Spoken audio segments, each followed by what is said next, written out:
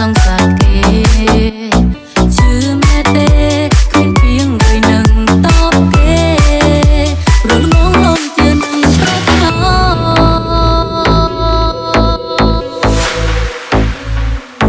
lạiខ្លួនជានាទីបីទាំងវ័យវ័យមិនដែលខ្លួនគិនថាចង់ធ្វើឡើយតែពេលនេះវាកាត់ឡើងហើយឈឺណាស់ព្រះអាចហេតុអ្វីខ្ញុំស្គាល់ប្រុសម្នាក់នេះពេលនេះយល់អារម្មណ៍នាងត្រូវគេក្បន់ហើយខ្ញុំសែនស្អប់អ្នកយកសង្សារគេឈឺម្ល៉េះទេខ្ញុំសែនពើមខ្លួនឯងខ្លាយខ្លួនជានាទី